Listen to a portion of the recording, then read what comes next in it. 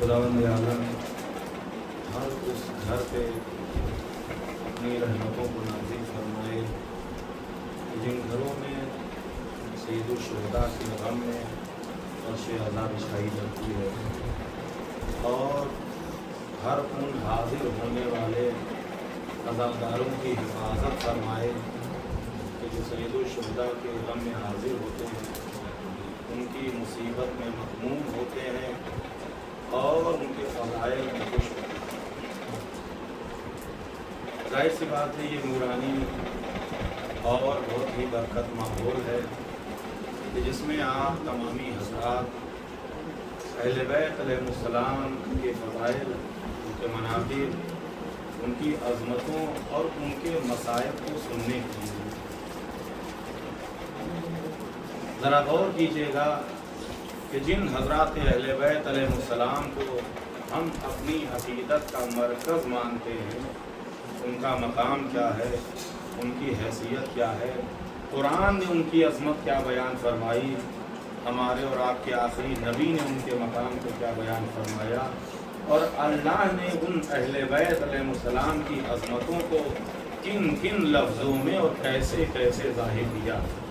کل کی مجلس میں نے اس آیت کریمہ کے ضمن میں کچھ باتیں بیان کی تھی۔ عموماً آپ تمامی حضرات اس آیت کریمہ کی تلاوت بھی کرتے ہیں، اس کو پڑھتے بھی ہیں، جس آیت کریمہ کو آیت صلوات کہا جاتا ہے۔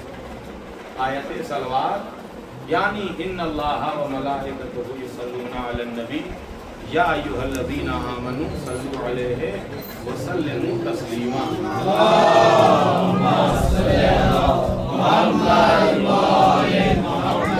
کچھ باتیں میں نے بیان کی اور کافی کچھ رہ گئی ہیں۔ ظاہر سی بات ہے کہ یہ مرکز ہے اہل بیت علیہ السلام کے فضائل اور ان کی مناقب کا۔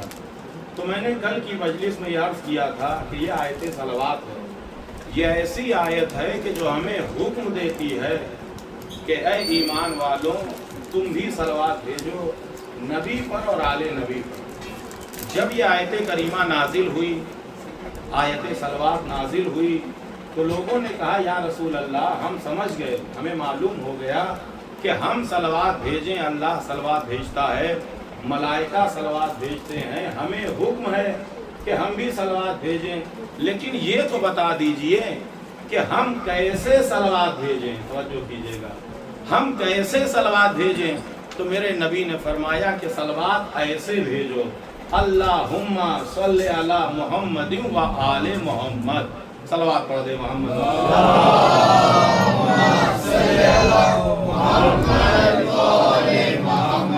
یہ جو آپ صلوات بھیج رہے ہیں یہ ہمارے اور آپ کے نبی نے طریقہ سکھایا ہے۔ اچھا کچھ لوگ صلوات بھیجتے ہیں بالکل ایسے ہی کہ جیسے ابھی آپ نے صلوات بھیجا، اللہم صلی علی محمد و آل محمد۔ کچھ لوگ ایسے بھی ہیں کہ جو صلوات ایسے بھیجتے ہیں، اللہم صلی علی محمد و علی آل محمد، یعنی محمد اور آل کے درمیان لفظ علی کا فاصلہ لاتے ہیں۔ लफ्ज़ अला में कितने हर्फ हैं? आइन है, लाम है, अलिफ है, 3 हर्फ हैं लफ्ज़ अला में। पैगंबर इस्लाम ने इरशाद फरमाया कि ला तुफर्रिकू बैना आली व बैना बैनी व बैना आली व अला। देखो मेरे और मेरी आल के दरमियान, लफ्ज़ अला के दरमियान जरिए भी फासिला न डालना। तवज्जो कीजिएगा, मेरी और मेरे आल के दरमियान लफ्ज़ अला के जरिए भी फासिला न डालो। भाई लफ्ज़ अला में कितने लफ्ज़ हैं? का 3 लफ्ज़ हैं। अब यहीं से मुसलमानों को समझना चाहिए कि जो नबी अपने और अपनी आल के दरमियान 3 लफ्जों का फासला नहीं बर्दाश्त करता, वो किसी और का फासला क्या बर्दाश्त करेगा? सल्लल्लाहु अलैहि मोहम्मद।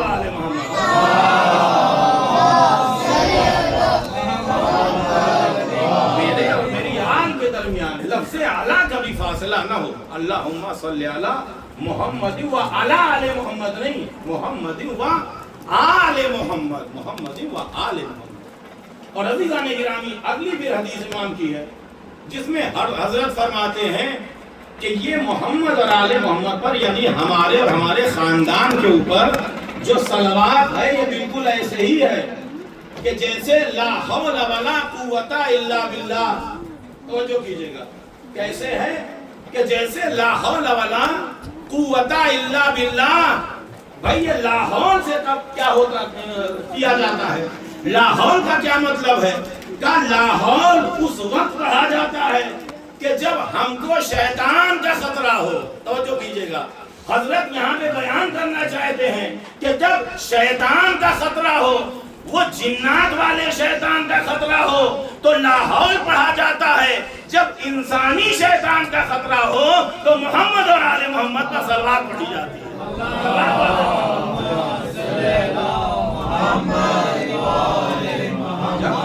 जिन्नाती शैतान का खतरा हो तो लाहौल पढ़िए, और जब इंसानी शैतान का खतरा हो तो मोहम्मद और आले मोहम्मद का सलवात पढ़ा कीजिए।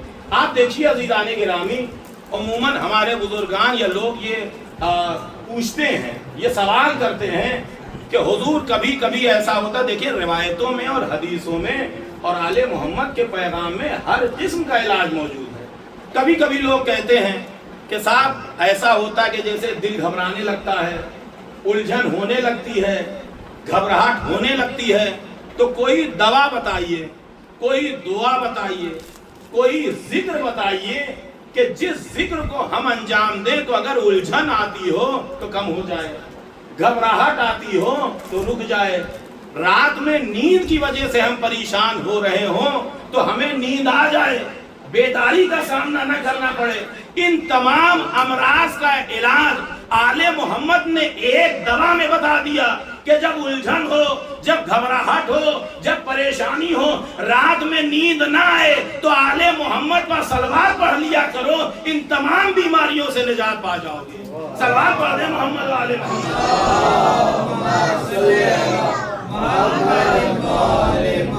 तमाम बीमारियों से निजात पा जाओगे। अज़ीज़ान गिरामी, ये है सलवात, ये है वो आले मोहम्मद कि जिनके ऊपर अगर आप सलवात भेजते हैं तो अल्लाह इतनी अजीम अजीम नेमतें हमें और आपको अता करता है। अच्छा आप देखिए, जो बुजुर्गान हैं ये तो अच्छी तरीके से वाकिफ हैं अपने नौजवान भाइयों के लिए, अपने छोटे भाइयों के लिए। आप देखिए, हमने तो ये सब देखा है, हमारे बुजुर्गों ने और अच्छे तरीके से देखा होगा कि हमारे जो बहुत पहले के अफराद थे जो अल्लाह वाले थे, यकीनन अल्लाह वाले थे, अल्लाह उन सब की मग़फ़िरत फरमाए। तो आप देखिए उनके हाथों में तस्बीह होती थी, रात का वक्त हो, कहीं रास्ता चल रहे हो, सफर कर रहे हो तो उनके हाथ में तस्बीह होती थी। रात में आप देखिए उनको जगाइए तो आपके जगाने पे हो सकता है आवाज न दे रहे हो, लेकिन उनकी उंगलियां जो है चलती रहती थी, तस्बीह के दाने आगे बढ़ते रहते थे। ये क्या करते थे?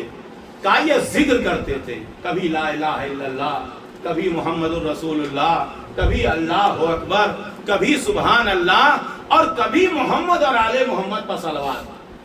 ये सलवात कितनी अजीम इबादत है। आप देखें कि बहुत ज्यादा कोई याद करने की जरूरत तो नहीं है, हम सबको ये सलवात याद है, कितना अजीम जिक्र है। تو یہ جو صلوات ہے، ابھی ایران میں ایک عظیم مرجع فقیہ اپنے زمانے کے عالم ہے جن کا نام ہے سید کمال الحیدری حفظہ اللہ، وہ ہمارے استاد ہیں، ہم نے بہت کچھ ان سے سیکھا ہے اور پڑھا ہے۔ انہوں نے اپنے ایک درس میں بیان کیا، وہ کہتے ہیں کہ جس کا میں قصہ نقل کرنے والا ہوں اس کی زبانی میں نے سنا ہے، میں نے اس کو دیکھا ہے، اس سے گفتگو کی ہے۔ وہ واقعہ کیا، توجہ کیجئے گا، ممکن ہے ہمارے اور آپ کے معرفت میں بھی اضافہ ہو اور ہمارے علم میں بھی اضافہ ہو، عمل میں بھی اضافہ ہو۔ وہ کہتے ہیں کہ تہران میں ایک عالم دین تھے، توجہ کیجئے گا، تہران میں ایک عالم دین تھے، ان کی آنکھوں سے دکھائی نہیں دیتا تھا، کوئی بھی آئے جائے اگر بولتا تھا، تعارف کراتا تھا تو وہ سمجھ پاتے تھے کہ کون آیا اور کون گیا۔ لیکن ایک شخص ایسا تھا کہ جب بھی وہ ان کی بارگاہ میں، ان کے محضر میں، ان کی بز میں داخل ہوتا تھا تو وہ سمجھ جاتے تھے کہ یہ آنے والا کون ہے۔ توجہ کیجیے، آنے والا کون ہے؟ لوگوں نے ان سے پوچھا کہ آقا وجہ کیا ہے، سبب کیا ہے، آپ کی آنکھوں سے دکھائی نہیں دیتا، بہت سے لوگ آتے ہیں چلے جاتے ہیں، آپ کو نہیں معلوم ہوتا، لیکن یہ شخص جب آتا ہے تو آپ کو کیسے پتا چل جاتا ہے کہ یہی شخص ہے، فلاں کا بیٹا ہے یا فلاں کا بھائی ہے؟ کہا اس کی وجہ یہ ہے کہ میری آنکھوں سے دکھائی نہیں دیتا، لیکن جب یہ شخص آتا ہے تو اس کے آنے کی وجہ سے مجھے ایک ایسی خوشبو محسوس ہوتی ہے کہ مجھے معلوم ہو جاتا ہے کہ آنے والا کون ہے، مجھے معلوم ہو جاتا ہے کہ آنے والا کون ہے۔ تو اب یہاں تک تو بات ہو گئی، اب عالم دین کا قصہ تمام ہو گیا۔ اب اس سے پوچھا گیا، اس شخص سے، کہ بھائی آخر وجہ کیا ہے، آپ کون سا عطر استعمال کرتے ہیں، کون سا پرفیوم استعمال کرتے ہیں، کہ جب بھی آپ آتے ہیں آگا آپ کو پہچان لیتے ہیں کہ آپ ہی آئیں؟ تو انہوں نے کہا نہیں، میں کوئی عطر استعمال نہیں کرتا، میں کوئی پرفیوم استعمال نہیں کرتا۔ کہا پھر؟ کہا اس کا ایک قصہ ہے۔ کہا قصہ کیا ہے؟ کہا وہ قصہ یہ ہے کہ میں کثرت سے محمد اور آل محمد پر صلوات پڑھتا ہوں۔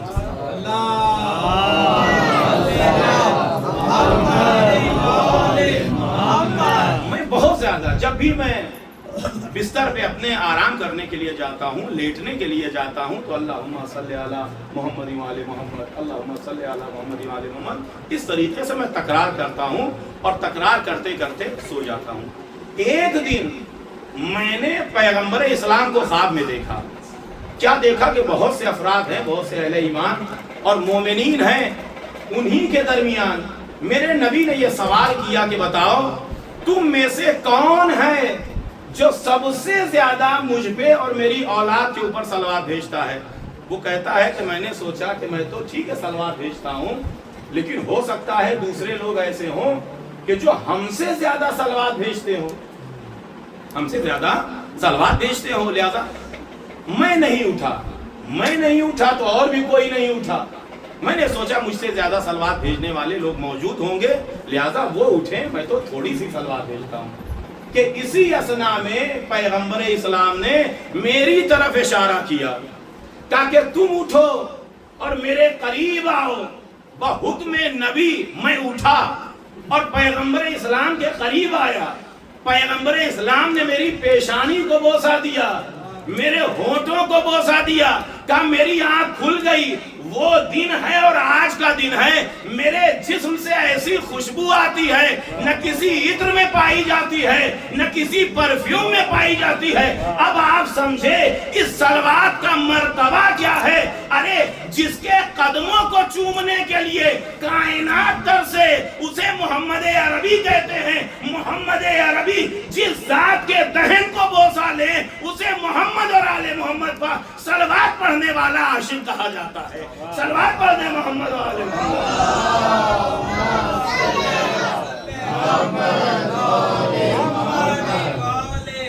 ایک اس سے بہتر صلوات پڑھ دیں محمد و آل محمد۔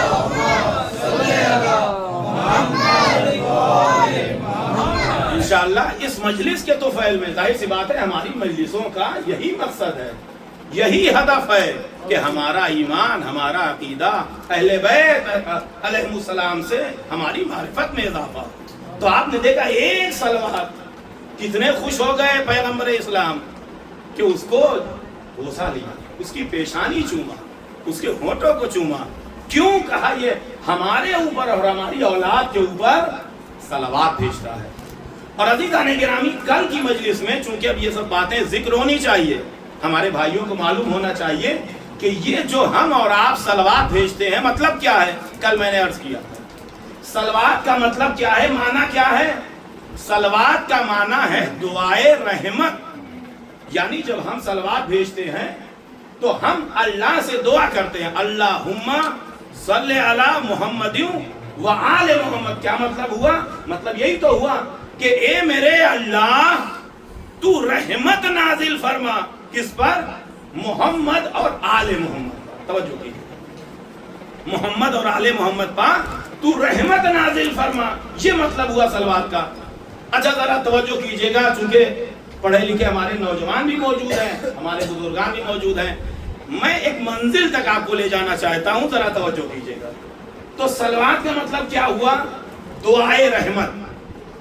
یعنی ہم صلوات بھیجتے ہیں کہ اے میرے اللہ تو رحمت نازل فرما محمد اور آل محمد پر, یہی تو مطلب ہوا. اچھا اب آگے آئیے, جب ہم صلوات بھیجتے ہیں ظاہر سی بات ہے تو اللہ جو ہے رحمت نازل فرماتا ہے. تو کیا ہم یہ کہہ سکتے ہیں کہ ہم وہ ہیں کہ جب صلوات بھیجتے ہیں تو اللہ اہل بیت پہ رحمت نازل فرماتا ہے؟ ہم کہہ سکتے ہیں بھائی وہ آل محمد ہیں, ان کی وجہ سے اللہ نے پوری کائنات کو خلق کیا ہے. کائنات کا ذرہ ذرہ, یہ زمین, یہ آسمان, یہ سورج, یہ چاند, یہ ستارے, یہ سیارے, یہ فرشتے, یہ انبیاء, یہ معصومین, یہ مومنین, سب کو اللہ نے انہی کے صدقے میں خلق کیا ہے. تو کیا ہم یہ کہہ سکتے ہیں کہ ہماری صلوات وہ ہے کہ جب ہم یہ صلوات پڑھتے ہیں تو اللہ رحمت نازل فرماتا ہے محمد اور آل محمد پر؟ بھائی ہم کیا, ہماری صلوات کیا, ہم کیا, ہماری زبان کیا, ہم کیا, ہمارا ذکر کیا, لیکن مطلب یہی ہے کہ اللہ رحمت نازل فرماتا ہے جب ہم محمد اور آل محمد پر صلوات پڑھتے ہیں. یہ بات حقیقت ہے. تو اس کو سمجھا کیسے جائے, اس بات کو واضح کیسے کیا جائے؟ توجہ کیجیے گا, یہ بات ہے کہ ہماری صلوات کا مطلب ہے دعائے رحمت اور اللہ رحمت نازل کرتا ہے, اور یہ بات حقیقت ہے. اس کو ذرا سا سمجھیے, کیسے سمجھا جائے. مثال کے طور پہ ہمارے اور آپ کے سب کے یہاں دروازے پر فقیر آتے ہیں. توجہ کیجیے گا, فقیر آتے ہیں, دق الباب کرتے ہیں, دروازہ کھٹکھٹاتے ہیں. کبھی فقیر کو پیسے کی ضرورت ہوتی ہے, وہ آتا ہے فقیر کہ ہم کو کچھ پیسے دیجیے, ہم دیتے ہیں کہ نہیں دیتے ہیں, فقیر کو پیسے دیتے ہیں. کبھی فقیر آتا ہے اور کہتا ہے مجھے بھوک لگی ہے, کچھ کھانے کے لیے دے دیجیے, ہم کھانے کے لیے دیتے ہیں کہ نہیں دیتے ہیں کھانے کے لیے. کبھی فقیر آتا ہے اور کہتا ہے کہ ہمارے پاس لباس نہیں, کپڑے نہیں ہیں, کپڑے دے دیجیے, ہم کپڑے دیتے ہیں کہ نہیں کپڑے دیتے ہیں. اب یہ بتائیے کہ جب فقیر نے پیسہ مانگا, ہم نے پیسے دیا, فقیر نے ہمیں کیا دیا؟ کیا فقیر نے پیسے دیے؟ نہیں. بھائی پیسے اگر ہوتے تو مانگنے آتا کیوں؟ ہم نے فقیر کو کپڑے دیے تو فقیر نے کیا دیا؟ کپڑے کا نہیں. اگر کپڑے ہوتے تو مانگنے کے لیے آتا کیوں؟ ہم نے فقیر کو کھانا دیا, فقیر نے کیا دیا؟ کھانا کا نہیں. اگر کھانا ہوتا تو ہاتھوں کو پھیلاتا کیوں؟ تو جب ہم نے فقیر کو یہ ساری چیزیں دی, فقیر نے کیا دیا؟ کہا فقیر نے کچھ نہیں دیا, بس دعا دیتا ہوا چلا گیا. اے پروردگار اس گھر کو بھی حفاظت میں رکھنا, گھر والوں کو بھی حفاظت میں رکھنا.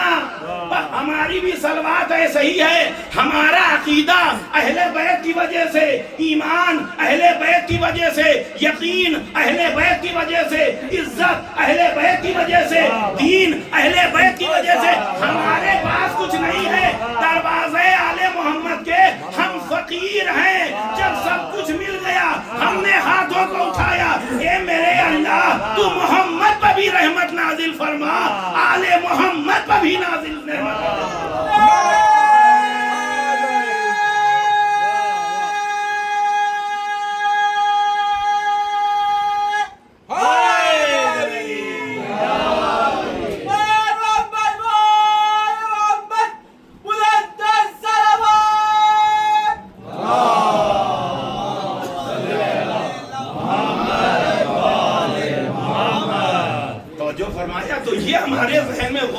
یہ کبھی خیال نہ آئے کہ ہماری صلوات کی وجہ سے نہیں، ہماری منزلت، ہماری حیثیت اس فقیر کی جیسی ہے جو ہمارے دروازے پہ آتا ہے دعا دیتا ہوا۔ ایسے ہی ہم ہیں، سب کچھ تو ہمیں جو ملا ہے وہ اہل بیت علیہ السلام، تو یہ صلوات نہیں، ہم دعا دیتے ہوئے جاتے ہیں، اے اللہ تو رحمت نازل فرما، اس گھر پہ بھی رحمت نازل فرما، اس گھر والوں کے اوپر بھی رحمت نازل فرما۔ اور عزیزان گرامی دوسری بات آپ دیکھیے، یہ بھی ایک عمل کی بات ہے اور عقیدے کی بات بھی ہے، دونوں باتیں۔ یہ روایت کے جملے میں نقل کر رہا ہوں، نہج البلاغہ میں بھی کلمات قصار میں ہے، اور ہمارے اور آپ کے آٹھویں سرکار حضرت امام علی رضا علیہ السلام،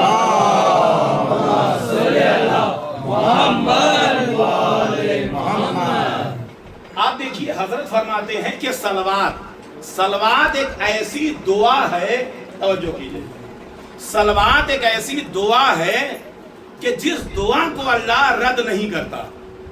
یعنی اگر ہم کہتے ہیں میرے اللہ تو رحمت نازل فرما، تو اللہ اس دعا کو رد نہیں کرتا، صلوات کو اللہ رد نہیں کرتا۔ دیکھیے آل محمد نے ہمیں کیا طریقہ اور سلیقہ سکھایا ہے۔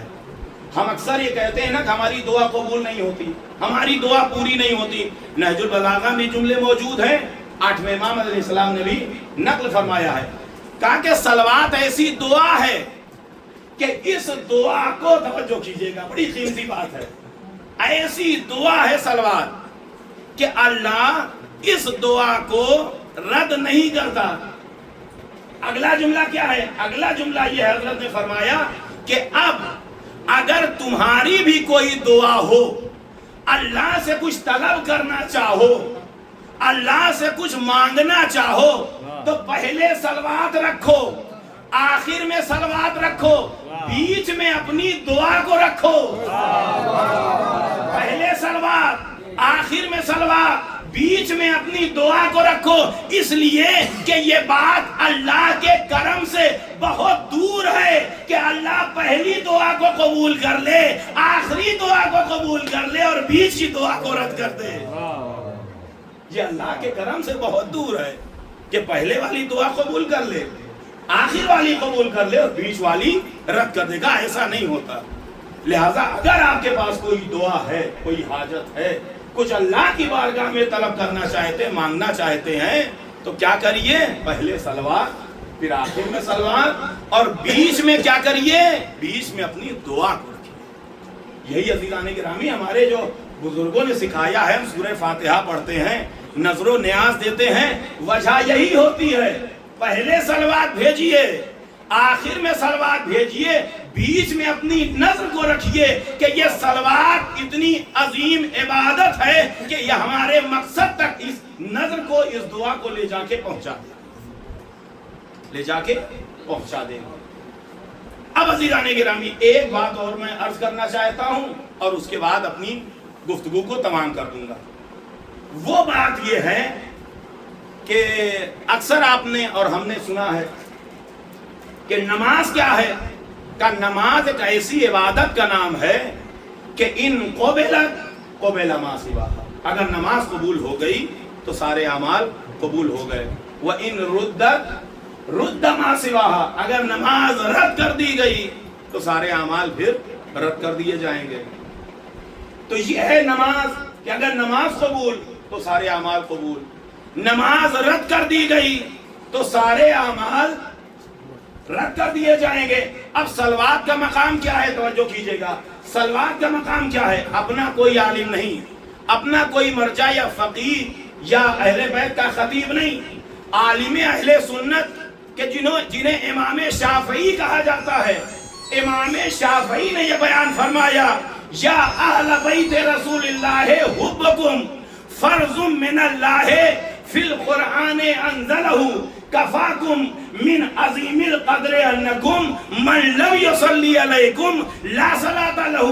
اے آل محمد، آپ کی محبت کو اللہ نے واجب کیا ہے، قرآن میں نازل کیا ہے، اور آپ کے شرف کے لیے یہ کافی ہے کہ جس نے نماز میں آپ پہ صلوات نہ بھیجی اس کی نماز نہیں ہے۔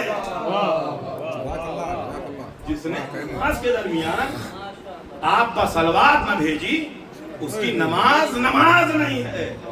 اب آپ سمجھے کہ جن آل محمد پر صلوات کے بغیر نماز نہیں ہوتی، ان آل محمد سے محبت کے بغیر ایمان کیسے ہوگا؟ ان آل محمد سے محبت کے بغیر ایمان کیسے ہوگا؟ عقیدہ کیسے ہوگا؟ دین کیسے ہوگا؟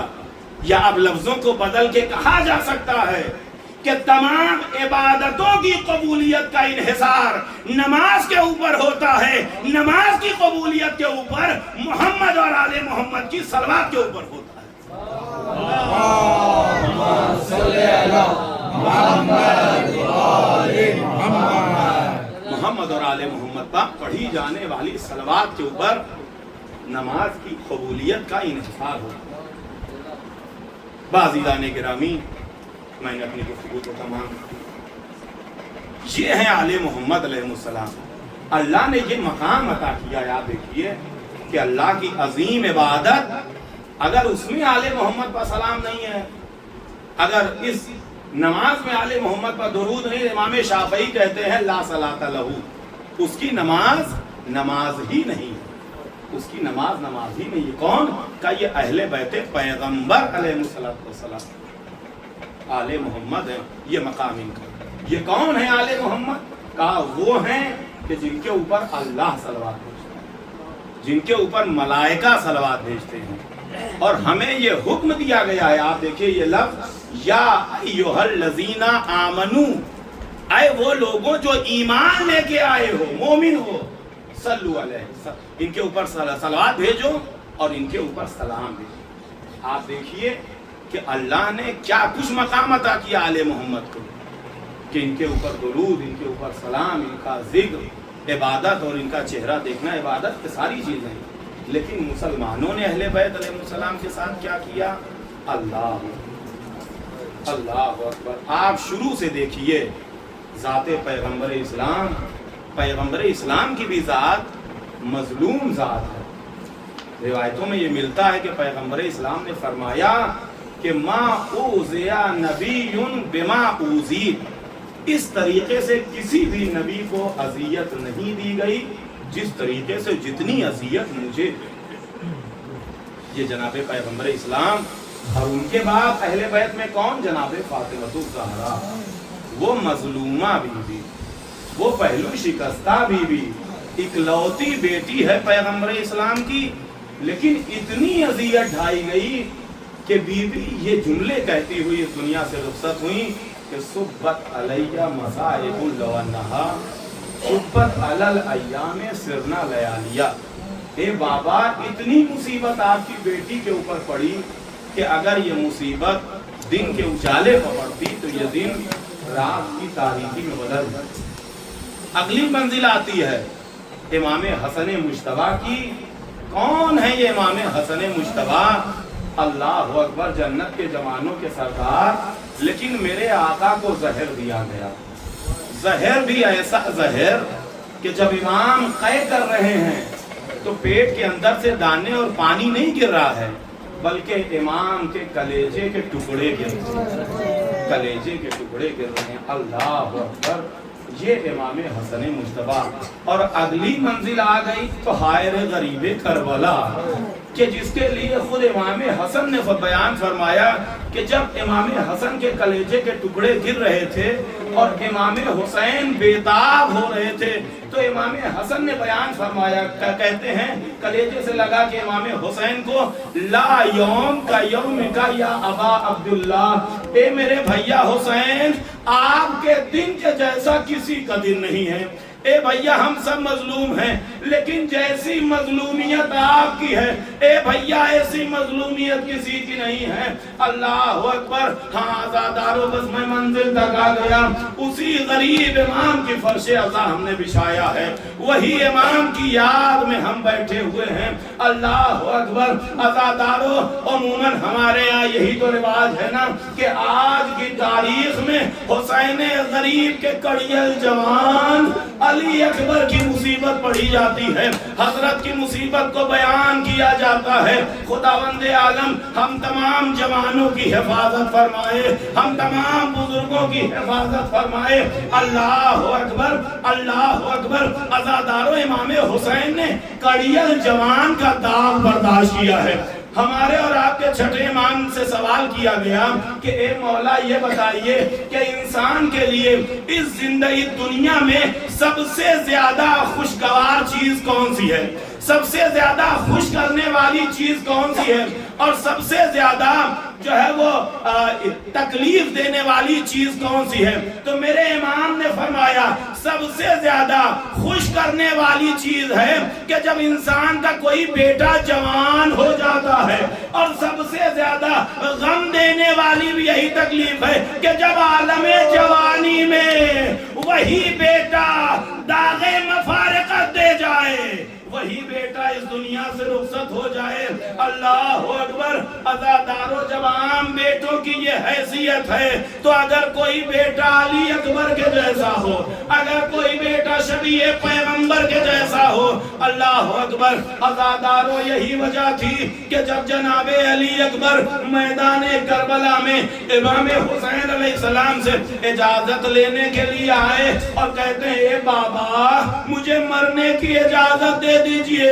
عزادارو جناب امام حسین نے ایک مرتبہ سر سے لے کے پیر تک جناب علی اکبر کو دیکھا، اے میرے لال علی اکبر، ارے کاش کہ تمہارے پاس بھی کوئی تم جیسا بیٹا ہوتا تو تمہیں احساس ہوتا کہ جوان بیٹا اگر مرنے کی اجازت مانگے تو ایک باپ کے دل پہ کیا گزرتی ہے۔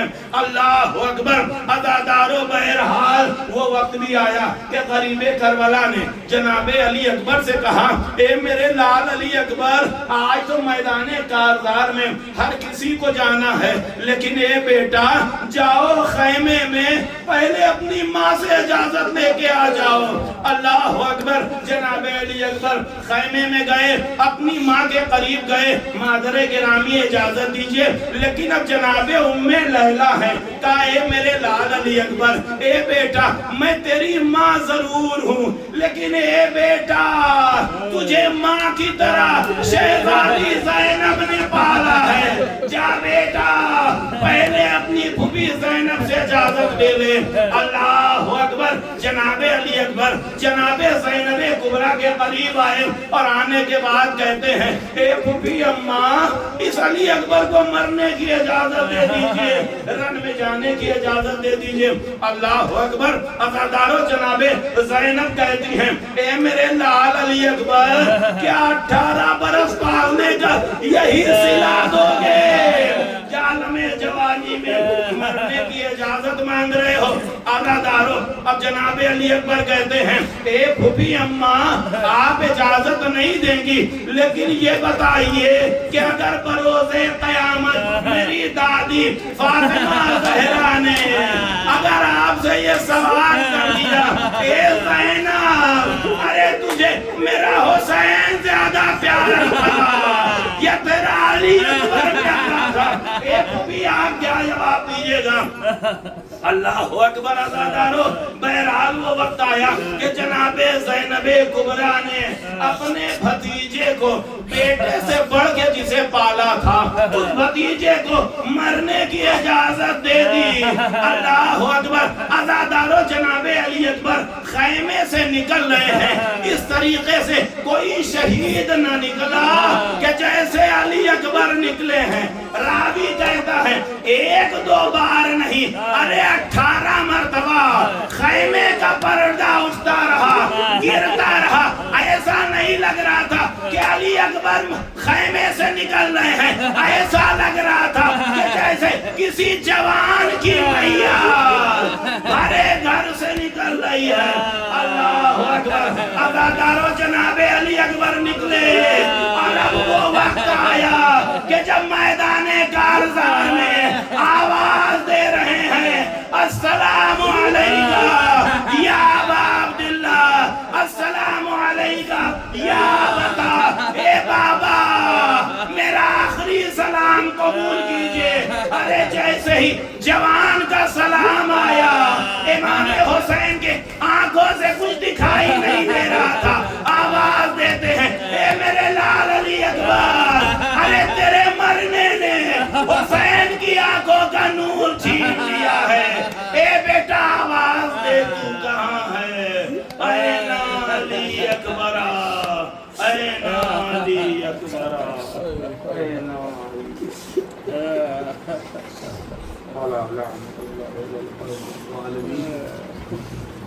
وسيعلم الذين ظلموا أن لم ينقلبوا إنا لله وإنا إليه راجعون.